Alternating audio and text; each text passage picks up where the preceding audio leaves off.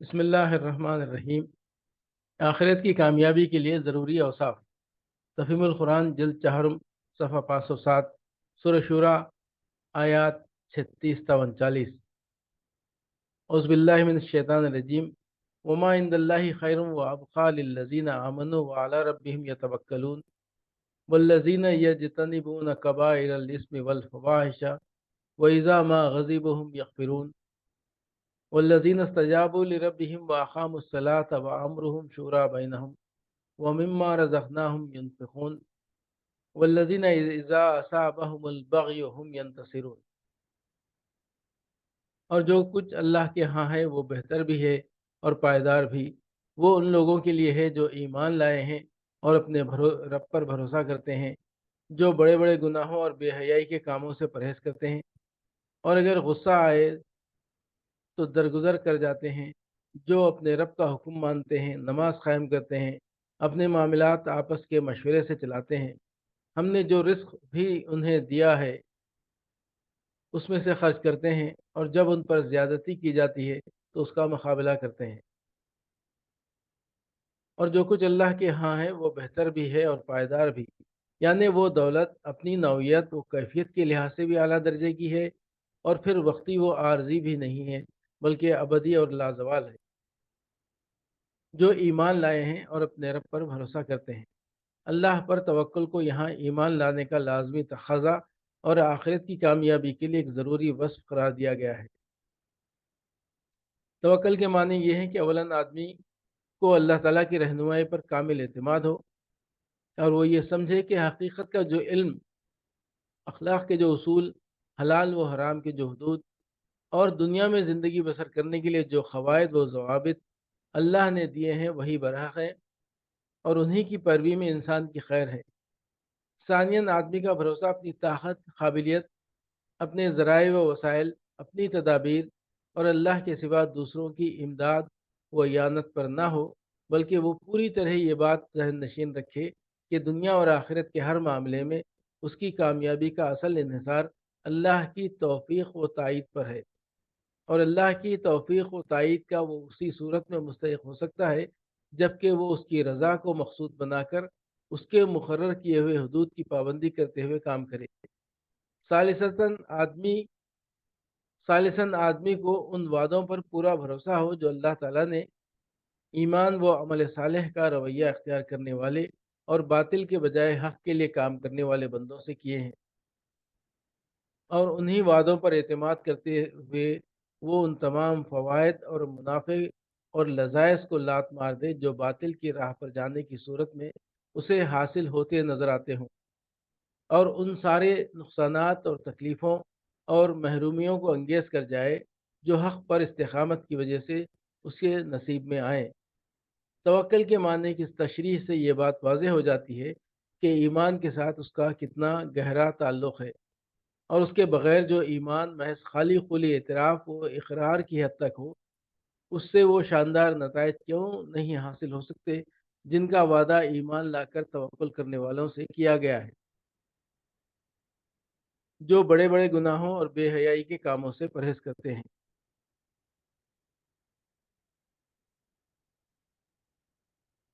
یہاں یہ سمجھ لینا چاہیے کہ بڑے گناہ اور چھوٹے گناہ میں اصولی فرق کیا ہے۔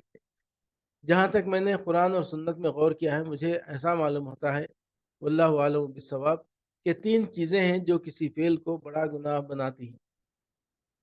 پہلا، کسی کی حق تلفی، خواہ وہ خدا ہو جس کا حق تلف کیا گیا ہو، یا والدین ہو، یا دوسرے انسان، یا خود اپنا نفس۔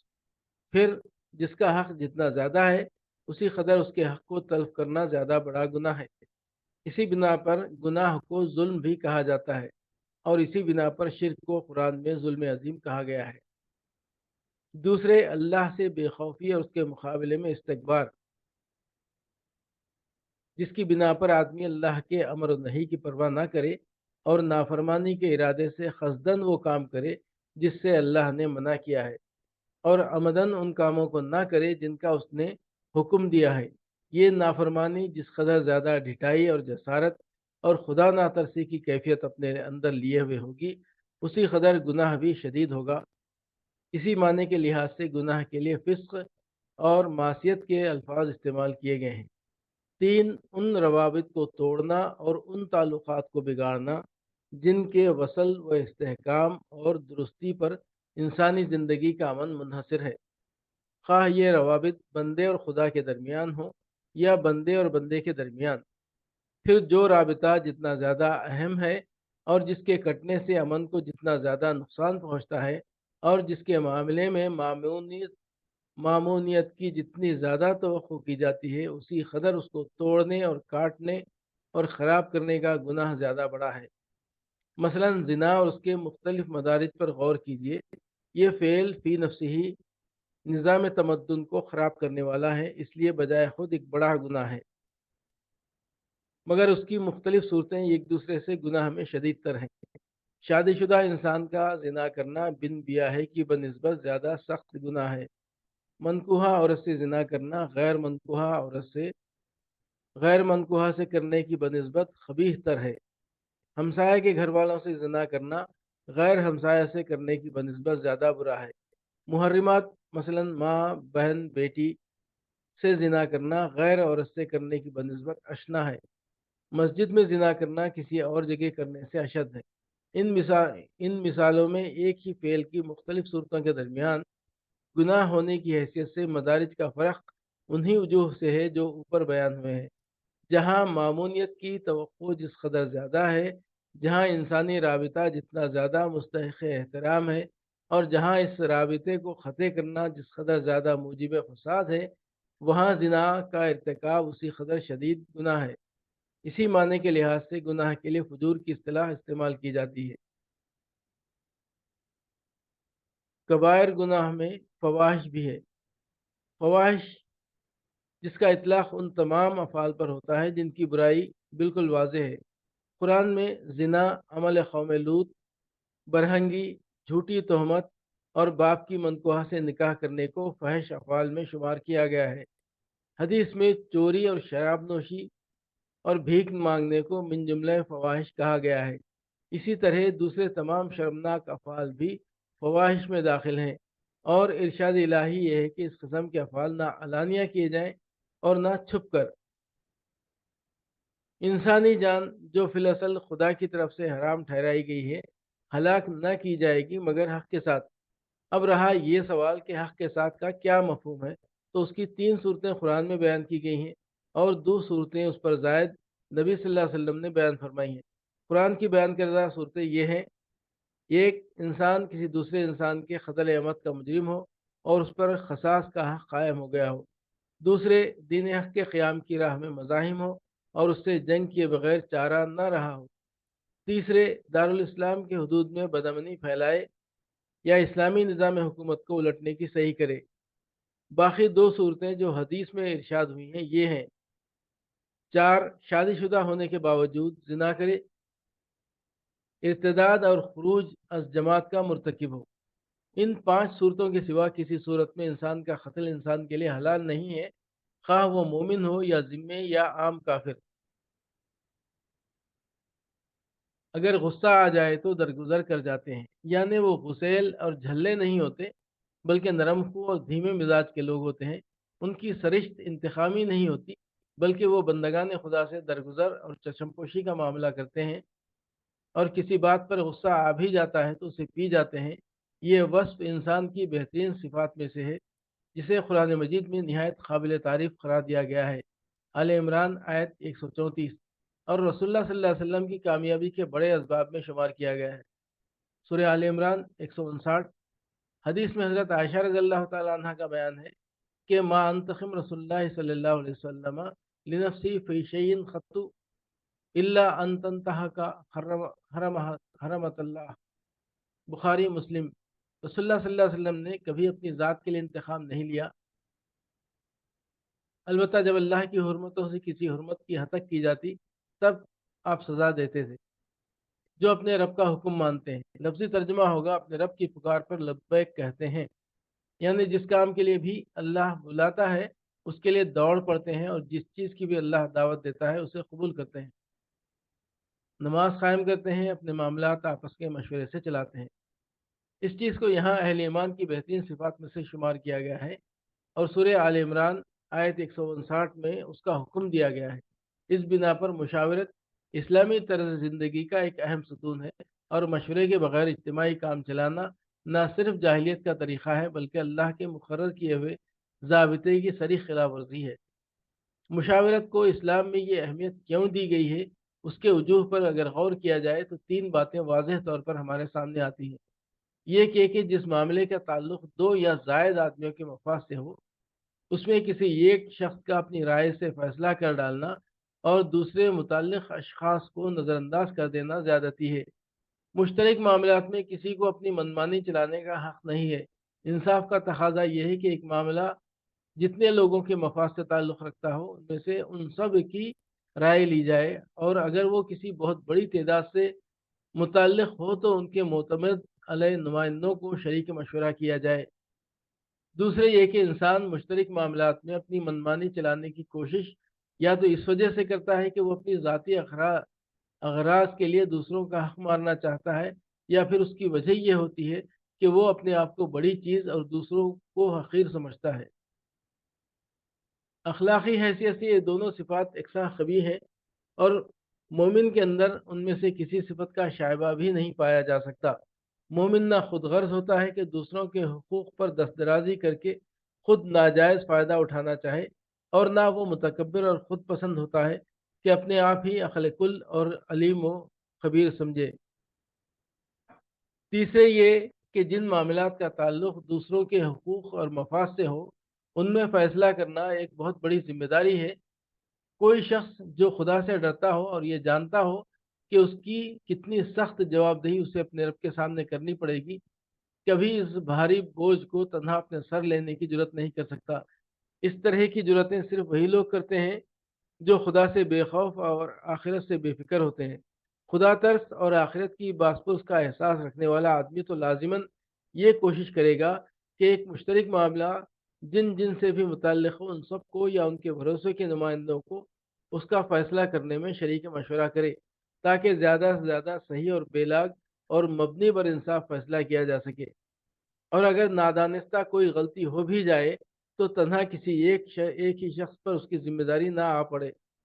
یہ تین وجوہ ایسے ہیں جن پر اگر آدمی غور کرے تو اس کی سمجھ میں یہ بات اچھی طرح آ سکتی ہے کہ اسلام جس اخلاق کی انسان کو تعلیم دیتا ہے، مشورہ اس کا لازمی تقاضا ہے، اور اس سے انحراف ایک بہت بڑی بد اخلاقی ہے جس کی اسلام کبھی اجازت نہیں دے سکتا۔ اسلامی طرز زندگی یہ چاہتا ہے کہ مشاورت کا اصول ہر چھوٹے بڑے اجتماعی معاملے میں برتا جائے۔ گھر کے معاملات ہوں تو ان میں میاں اور بیوی باہم مشورے سے کام کریں، اور بچے جب جوان ہو جائیں تو انہیں بھی شریک مشورہ کیا جائے۔ خاندان کے معاملات ہوں تو ان میں کنبے کے سب عاقل و بالغ افراد کی رائے لی جائے۔ ایک قبیلے یا برادری یا بستی کے معاملات ہوں اور سب لوگوں کا شریک مشورہ ہونا ممکن نہ ہو، ان کا فیصلہ کوئی ایسی پنچایت یا مجلس کرے جس میں کسی متفق علیہ طریقے کے مطابق تمام متعلق لوگوں کے معتمد علیہ نمائندے شریک ہوں۔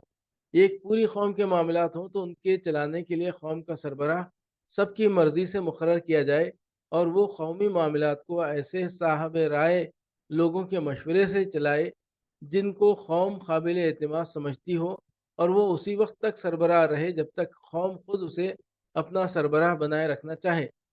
کوئی ایماندار آدمی زبردستی قسم کا سربراہ بننے اور بنے رہنے کی خواہش یا کوشش نہیں کر سکتا، نہ یہ فریب کاری کر سکتا ہے کہ پہلے بزور قوم کے سر پر مسلط ہو جائے اور پھر جبر کے تحت لوگوں کی رضامندی طلب کرے، اور نہ اس طرح کی چالیں چل سکتا ہے کہ اس کو مشورہ دینے کے لیے لوگ اپنی آزاد مرضی سے اپنی پسند کے نمائندے نہیں بلکہ وہ نمائندے منتخب کریں جو اس کی مرضی کے مطابق رائے دینے والے ہوں۔ ایسی ہر خواہش صرف اس نفس میں پیدا ہوتی ہے جو نیت کی خرابی سے ملوث ہو، اور اس خواہش کے ساتھ امرہم شورا بینہم کی ظاہری شکل بنانے اور اس کی حقیقت غائب کر دینے کی کوششیں صرف وہی شخص کر سکتا ہے جسے خدا اور خلق دونوں کو دھوکہ دینے میں کوئی باک نہ ہو۔ حالانکہ نہ خدا دھوکہ کھا سکتا ہے اور نہ خلق ہی اتنی اندھی ہو سکتی ہے کہ کوئی شخص دن کی روشنی میں علانیہ ڈاکہ مار رہا ہو اور وہ سچے دل سے یہ سمجھتی رہے کہ وہ ڈاکہ نہیں مار رہا ہے بلکہ لوگوں کی خدمت کر رہا ہے۔ امرہم شورا بینہم کا قاعدہ خود اپنی نوعیت اور فطرت کے لحاظ سے 5 باتوں کا تقاضا کرتا ہے۔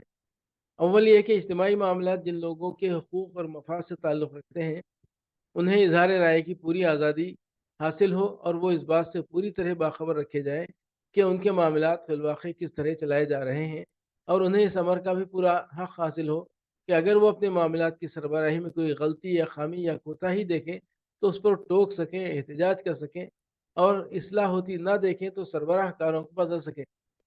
لوگوں کا منہ بند کر کے ان کے ہاتھ پاؤں کس کر اور ان کو بے خبر رکھ کر ان کے اجتماعی معاملات چلانا صریح بددیانتی ہے، جسے کوئی شخص بھی امرہم شورا بینہم کے اصول کی پیروی نہیں مان سکتا۔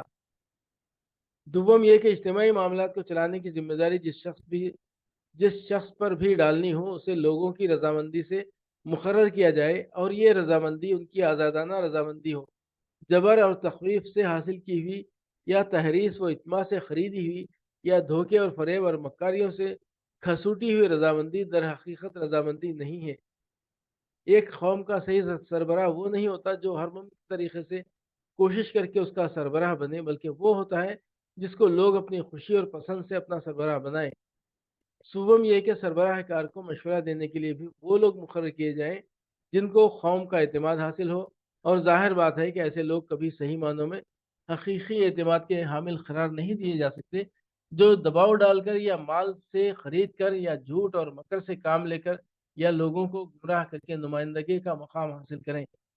چہارم یہ کہ مشورہ دینے والے اپنے علم اور ایمان اور ضمیر کے مطابق رائے دیں اور اس طرح کی اظہار رائے کی انہیں پوری آزادی حاصل ہو۔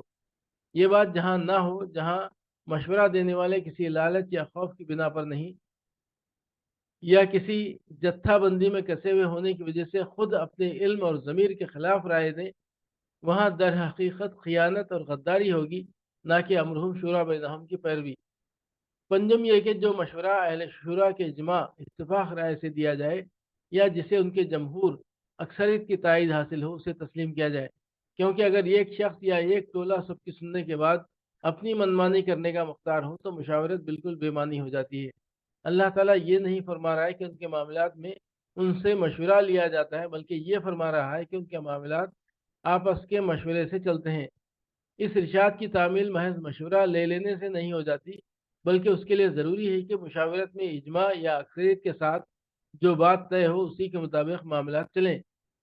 اسلام کے اصول شورا کی اس توضیح کے ساتھ یہ بنیادی بات بھی نگاہ میں رہنی چاہیے کہ یہ شورا مسلمانوں کے معاملات چلانے میں مطلق العنان اور مختار کل نہیں ہے، بلکہ لازماً اس دین کے حدود سے محدود ہے جو اللہ تعالیٰ نے خود اپنی تشریح سے مقرر فرمایا ہے، اور اس اصول کی پابند ہے کہ تمہارے درمیان جس معاملے میں بھی اختلاف ہو اس کا فیصلہ کرنا اللہ کا کام ہے، اور تمہارے درمیان جو نزاع بھی ہو اس میں اللہ اور رسول کی طرف رجوع کرو۔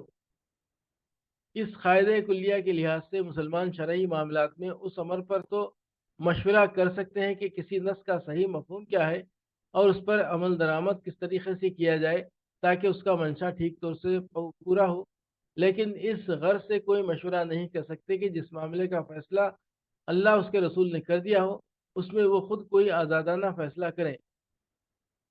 ہم نے جو کچھ بھی رزق انہیں دیا ہے اس میں سے خرچ کرتے ہیں۔ اس کے 3 مطلب ہیں۔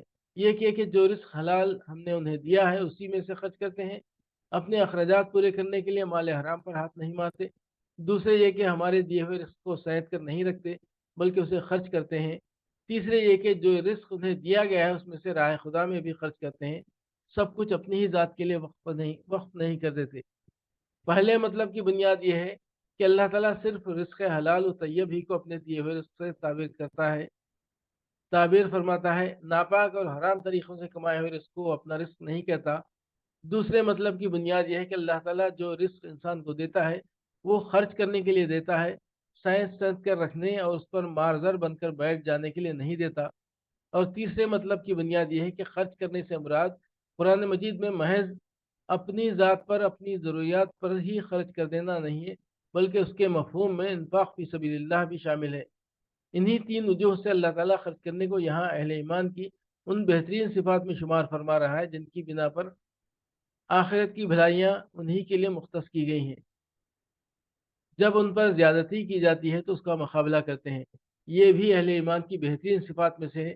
वो ज़ालिमों और जब्बारों के लिए नरम चारा नहीं होते। उनकी नरम ख़ुई और अफ़ू व दरगुज़र की आदत कमज़ोरी की बिना पर नहीं नहीं होती। उन्हें भिक्षुओं और राहिबों की तरह मिस्कीन बनकर रहना नहीं सिखाया गया है। उनकी शराफ़त का तक़ाज़ा ये है कि जब गालिब हों तो मग़लूब के कसूर माफ़ कर दें, जब क़ादिर हों तो बदला लेने से दरगुज़र करें, और जब किसी ज़बरदस्त या कमज़ोर आदमी से कोई ख़ता सरज़द हो जाए तो उससे जब किसी ज़ेरदस्त या कमज़ोर आदमी से कोई ख़ता सरज़द हो जाए तो उससे चशमपोशी कर जाएँ। लेकिन कोई ताकतवर अपनी ताकत के ज़ोम में उन पर दस्तदराज़ी करे तो डट कर खड़े हो जाएँ और उसके दाँत खट्टे कर दें। मोमिन कभी ज़ालिम से नहीं दबता और मुतकब्बिर के आगे नहीं झुकता। इस किस्म के लोगों के लिए वो लोहे का चना होता है जिसे चबाने की कोशिश करने वाला अपना ही जबड़ा तोड़ लेता है।